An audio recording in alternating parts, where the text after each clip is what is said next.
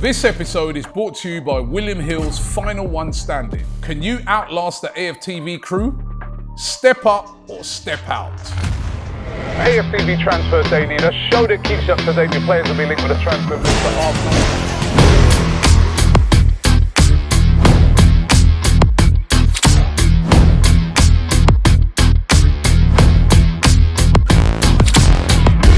Hi and welcome along to AFTV Transfer Daily, the show that keeps you up to date with players that have been linked with a summer transfer move to Arsenal. Time is starting to run on this transfer window. I can't believe it. It's been a long summer, but as I said yesterday, we are starting to draw towards the end. This is the last month of the transfer window, and I get a feeling it's going to be a busy last month. Maybe not loads of incomings. Even though we, hearing about, Jacquet yesterday, that was a real one out of the blue. We already know that Arsenal are on the hunt for a left winger or attacking midfielder before the end of the window. But also lots and lots of outgoings expected before this transfer window closes. So, this is going to be a busy end to the transfer window. And on top of that, you've got players that still haven't signed, long-term deals like Saliba, Saka. Will those get done before the end of the transfer window? Certainly, Andrea Berta has been a very, very busy man since the transfer window opened on the 1st of June. What is he going to do before it closes? Just before we get into it, don't forget, final one standing. The new season's drawing near, so you've got to get your picks in, right? We're all playing it here on AFTV. I can't wait. We've been discussing some of our picks for that first week, right? But who are you going to go for? Remember, it's free to play. You got a chance of winning £500,000, right, by playing it. As I said, free to play.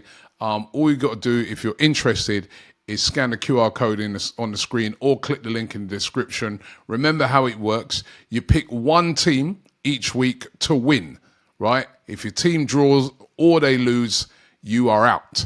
But if your team wins, you go on to the next round, and the final one standing could be walking away with that £500,000.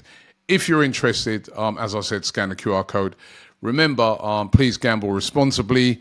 You've got to be over 18 and in the UK, and terms and conditions apply. You lot are always in the comments saying that we don't know ball. Well, now it's your chance to prove it. Could you predict the Premier League if we offered you £500,000 to do it? We've partnered with William Hill to bring you Final One Standing. The rules are simple. Pick a Premier League team every week. Win, you stay in. Lose or draw, you're out. But you can only pick each team once. It's free to play, and there's £500,000 up for grabs.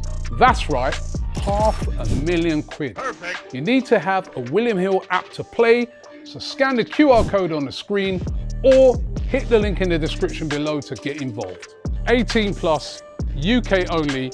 Please gamble responsibly. Terms and conditions apply, and full terms are in the link below. Let's see who's the final one standing.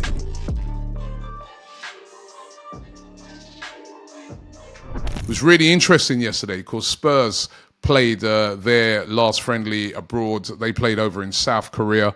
It was Son's farewell game. We're going to get to that in a minute, right? But in that game, which they drew 1-1 with Newcastle, a team that we beat earlier on, just shows when I say they're friendlies, they're friendlies.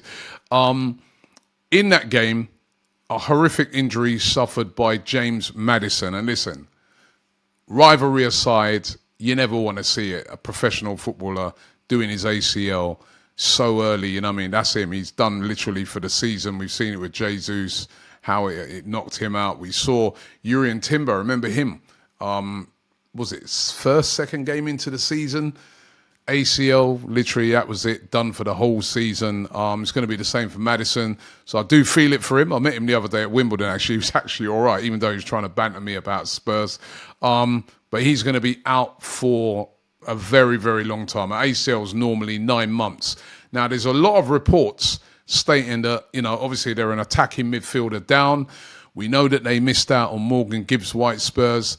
And a lot of reports saying that they may turn their attentions to try and sign Eberici Eze. Now, We know that they were interested in Eze even before Morgan Gibbs-White, but it was thought that they were not back after Eze sort of declared the fact that he would much rather go to Arsenal.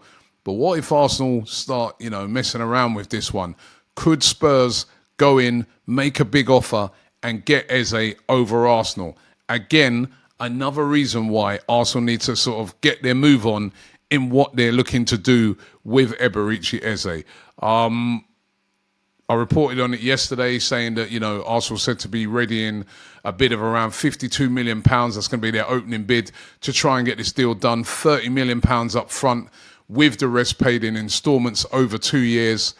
What will Palace do? Will they accept or will they reject it?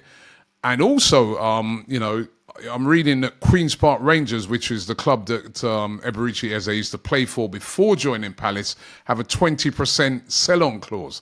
If that's true, you can see why, Palace are going to stick to a very high price to try and maximise the amount of money that they make out of the deal. So Palace, they will be trying to push high, and QPR will be watching closely because they got a windfall coming their way as well. So Eberechi Eze is a player that, it's getting more intriguing by the day. Then there's Rodrygo. Son also yesterday for Spurs. I know I'm talking about a lot of Spurs on the show. It's not great, but right.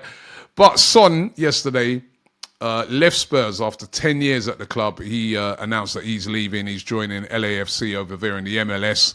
Spurs looking to replace him as well. And they're said to be very, very keen on Rodrygo. Again, another Arsenal target. Could Arsenal be going head-to-head with Spurs for Rodrygo? Very interestingly, actually, on the whole Rodrygo thing, is that there were strong reports coming out of Spain yesterday that he wants to stay. He's sort of gone to Real Madrid and said, I don't want to leave.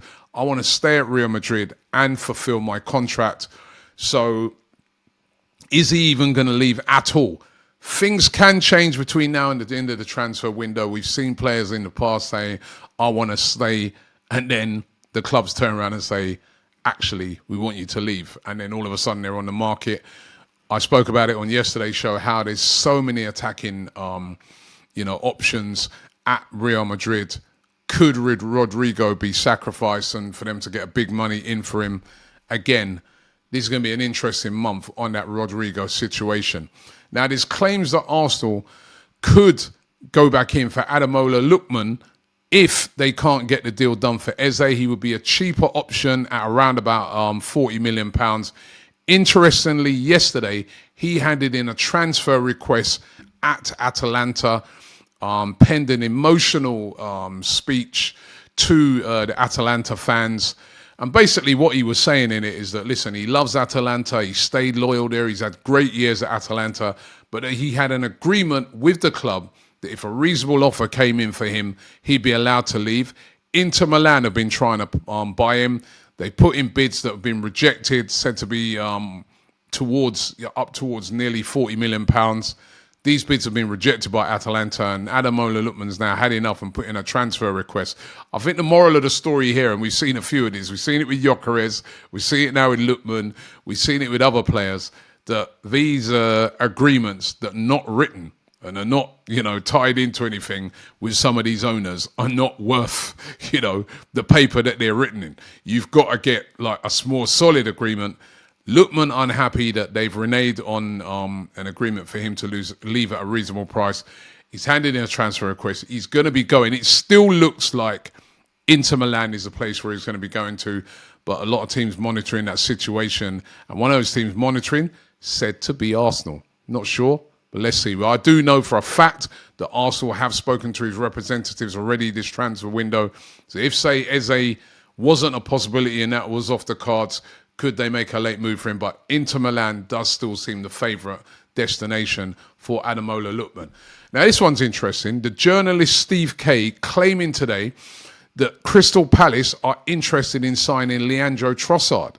Trossard, we know, could be leaving this month. He's only got 1 year left on his current Arsenal contract. And despite the fact that, there are reports that Mikel Arteta would like to keep Trossard, he could be leaving. He's got a new agent.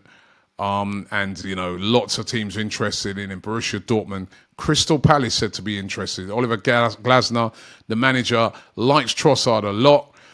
There have even been suggestions that this could be part of any sort of swap deal with Eberechi Eze. I very much doubt that would be the case. Arsenal and Palace wouldn't want Trossard to be part of any swap deal if something did happen because of accounting purposes. A lot of teams now don't like these swap deals. They'd rather them be done as separate. But one to keep an eye on, Leandro Trossard being linked with a move to Crystal Palace. And on yesterday's show, this one came out of the blue. Jeremy Jacquet of Stade Rennes. I spoke about how Arsenal are interested in signing the 20-year-old centre-back. Very, very talented under-21 French international. However, Fabrizio Romano claiming that Arsenal had their approach for him knocked back by Rennes. Rennes do not want to sell him. They only just renewed a contract with him in May, and they're not looking to sell him this summer. It was said that he could be a backup in case, you know, there's movements out with, you know, of course, Jakub Kiwior and also Oleg Zinchenko. But at the moment, as things stand, Rennes do not want to sell Jacquet. However, there's a lot of reports saying that Arsenal could go back in for him in the January transfer window. So, again, one to keep an eye on, the player to keep an eye on, probably over the next couple of months, and see how he plays. Jeremy Jacquet of Stade Rennes. So those are the transfer rumours for today. Don't forget, as I say every single day, we are here every day on AFTV. If there's any breaking news around any transfers, you'll hear about it here first. And remember, we'll be keeping you up to date with any movements because this could be a very busy month. Thanks for watching the show, and I'll see you tomorrow.